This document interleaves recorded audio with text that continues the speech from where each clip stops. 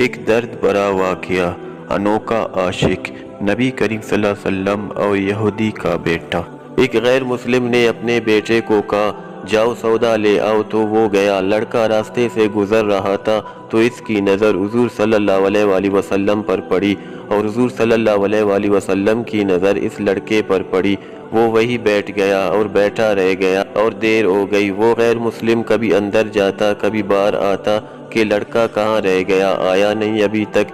سورج غروب ہو گیا، مغرب کی نماز ہو گئی۔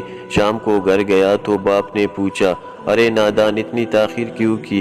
باپ نے بہت غصے میں کہا بڑا نادان اور پاگل ہے، میں نے کہا تھا جلدی آنا، تم اتنی دیر کر کے آئے ہو، اور تمہیں سودا لینے کے لیے بھیجا تھا، تم خالی ہاتھ ہو، سودا کہاں ہے؟ بیٹا بولا سودا تو میں خرید چکا ہوں۔ باپ نے کہا کیا پاگل آدمی ہو، تمہیں سودا لینے کے لیے بھیجا تھا، سودا تمہارے پاس ہے نہیں، اور کہتا ہے خرید چکا ہوں۔ بیٹا کہتا ہے بابا یقین کرے سودا خرید آیا ہوں۔ باپ بولا تو دکھا کہاں ہے؟ بیٹے نے کہا کاش تیرے پاس وہ آنکھ ہوتی تو دیکھتا میرا سودا کہاں ہے۔ میرے بابا میں تمہیں کیا بتاؤں میں کیا سودا خرید لایا ہوں۔ باپ بولا چل چھوڑ رہنے دے۔ وہ لڑکا ہر روز نبی رحمت صلی اللہ علیہ وآلہ وسلم کی خدمت میں بیٹھنے لگا۔ غیر مسلم کا اکلوتا بیٹا تھا، بہت پیارا تھا، اس لیے کچھ نہ کہا۔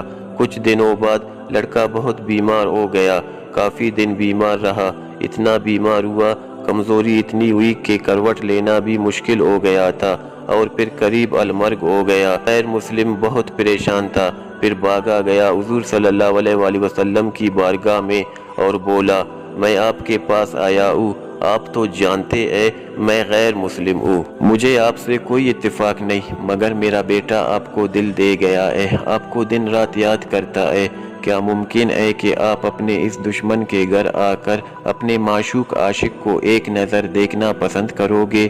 کیا یہ آرزو پوری ہو جائے؟ کیا وہ مرنے سے پہلے آپ کا دیدار کر لے؟ وہ کسی چیز کی آرزو نہیں کر رہا۔ آپ صلی اللہ علیہ وآلہ وسلم نے یہ نہیں فرمایا کہ میں جاؤں گا کہ نہیں جاؤں گا، آپ صلی اللہ علیہ وآلہ وسلم نے فرمایا ابو بکر اٹھو، عمر اٹھو، علی چلو چلے، عثمان اور باقی جو بھی سب ہے چلو چلے، اپنے عاشق کا دیدار ہم بھی کرے، اور اپنا دیدار اسے دیتے ہیں، آخری لمحے آنکھیں بند کرنے سے پہلے اسے ہم کچھ دینا چاہتے ہیں، چلو چلتے ہیں۔ غیر مسلم کے گھر پہنچے تو حضور صلی اللہ علیہ وآلہ وسلم سراپا گرم ہی گرم ہیں۔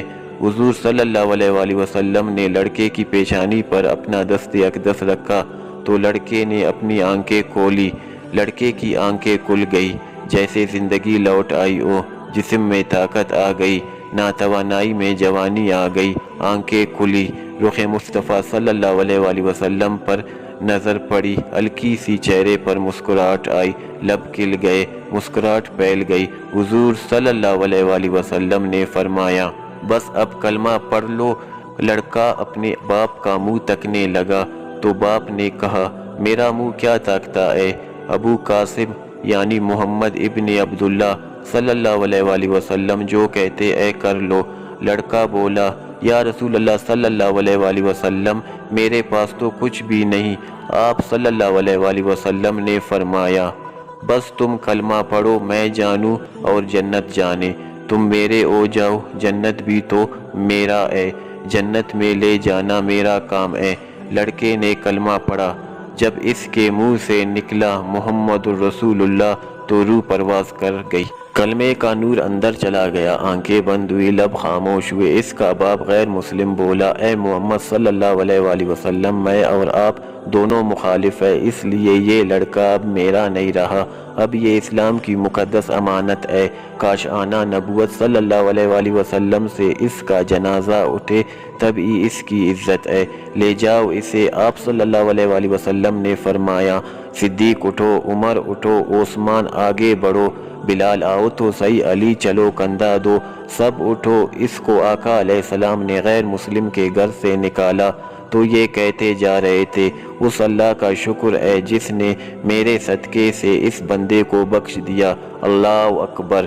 کیا مقام ہوگا اس عاشق کی میت کا جس کو علی، عثمان، ابو بکر صدیق، عمر بن خطاب، بلال حبشی جیسی ہستیاں کندھا دے کر لے جا رہے ہو اور آگے آگے محمد صلی اللہ علیہ وآلہ وسلم، قبر تیار ہوئی، کفن پہنایا گیا، حضور صلی اللہ علیہ وآلہ وسلم کا قبر کے اندر تشریف لے گئے، قبر میں کھڑے ہوئے اور کافی دیر کھڑے رہے اور پھر اپنے ہاتھوں سے اس عاشق کی میت کو اندر اتارا۔ آپ صلی اللہ علیہ وآلہ وسلم قبر کے اندر پنجوں کے بل چل رہے تھے، پورا پاؤں مبارک نہیں رکھ رہے تھے۔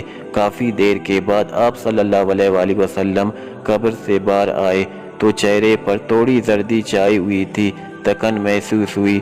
صحابہ پوچھتے ہیں حضور صلی اللہ علیہ وآلہ وسلم یہ کیا ماجرا ہے؟ پہلے تو یہ بتائے آپ پنجوں کے بل کیوں چل رہے تھے؟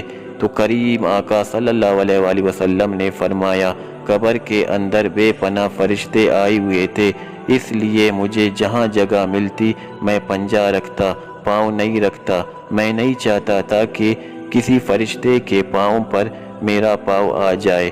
پھر صحابہ نے پوچھا آپ قبر کے اندر کیوں گئے؟ ہمیں کہتے ہم چلے جاتے تو سبحان اللہ کیا خوبصورت جواب دیا۔ میں نے اس لڑکے سے کہا تھا نا کہ تیرے قبر کو میں جنت بناؤں گا، تو اب اسی قبر کو جنت بنانے قبر کے اندر چلا گیا۔ تو آپ صلی اللہ علیہ وآلہ وسلم اتنے تکے کیوں ہے؟ تکا اس لیے کیونکہ فرشتے اور حوریں اس عاشق کے دیدار کے لیے آ رہے تھے اور میرے وجود سے لگ لگ کر گزر رہے تھے، اس کی وجہ سے تک گیا ہوں۔ سبحان اللہ۔